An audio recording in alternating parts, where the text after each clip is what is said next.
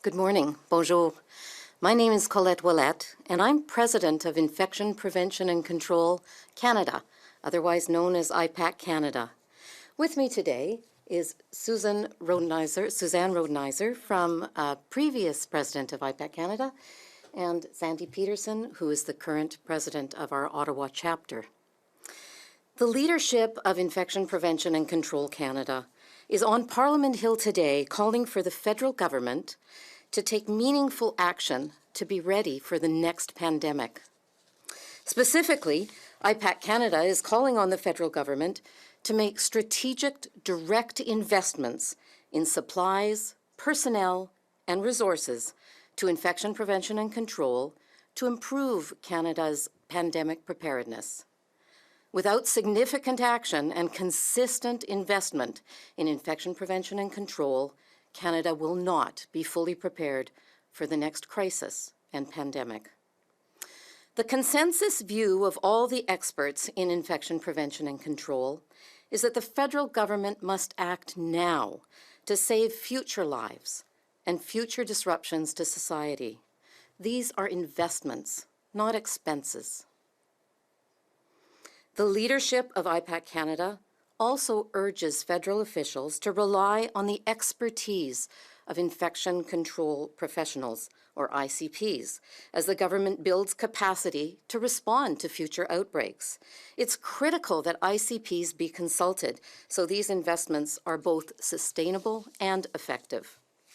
In Canada, ICPs are highly educated professionals from a variety of scientific and medical backgrounds who work in healthcare and academic institutions.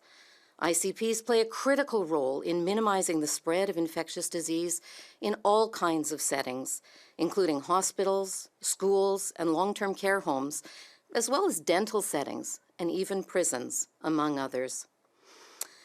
I will now address the profession's serious concerns related to combating antimicrobial resistant organisms, or AMRs. IPAC Canada is urging the federal government to enhance investment in antimicrobial resistance measures and research to improve surveillance of infectious diseases and support a proactive approach to prevention and control. In June 2023, the federal government released a pan-Canadian action plan on AMR, yet AMR remains a major global public health threat and is continuing to expand in Canada. Increasingly, drug-resistant microbes pose a threat to humans and animals and are making infectious diseases harder or impossible to treat. The compounding effects of AMR increases the risks of Canadians developing infections that are difficult to treat, and we're seeing more severe illness and deaths that previously could have been prevented with effective antibiotics. This creates additional burden on Canada's healthcare system as well.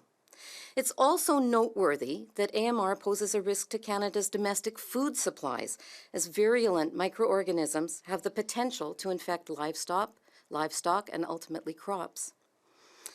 Before we take questions, some information to put our expertise into context.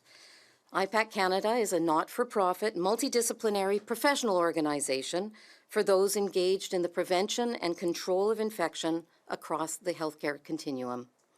IPAC Canada's membership includes over 2,100 ICPs with expertise in a variety of fields, from frontline workers and administrators to educators and researchers. IPAC Canada provides members access to a wealth of evidence-based resources, education, and networking opportunities. Our members are partners in local, provincial, and federal forums, and our goal is to advance infection prevention and control and create a world without preventable infections. In closing, IPAC Canada is calling for urgent, strategic, direct investments in supplies, personnel, and resources dedicated to infection prevention and control to improve Canada's preparedness for pandemics and to combat antimicrobial resistance. Thank you. I now open the floor to questions.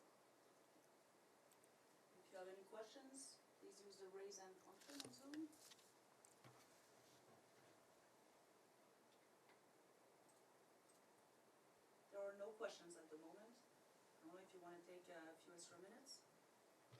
Thank you very much. Yes. I think going a little off script, it's important that we all understand the threat that we're facing, particularly with antimicrobial resistance, and the fact that Canada is not prepared for another threat from pandemic infection. Our antibiotics are endangered. We're seeing infections now that can't be treated. Number of people who have prosthetics from hip replacements and knee replacements that get infected, many end up losing those prosthetics due to infection that can't be treated. And we're on a journey, and the journey is going in the wrong direction. More and more bacteria and fungus are becoming resistant to the antibiotics we're using. Stewardship is critical to maintain those that we have available now, but more importantly, research to find new antibiotics is the only thing that will keep us from realizing a world as we did in 1939, where antibiotics simply didn't exist. I'll turn over to Suzanne for any comments that she may have. Thank you.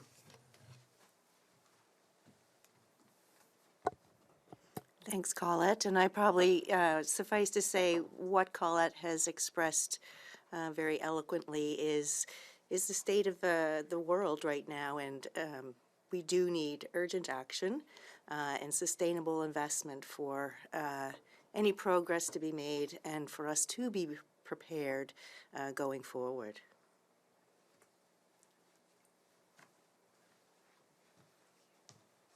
Thank you. And I'll leave some last words to Sandy for her comments as well. Hello. Just saying that we appreciate the opportunity to get this message across, and that we hope that some action will be taken to prevent, like Colette said, a time where antibiotics are not available to treat any infectious disease. Thanks. Okay. Thank you for your attention.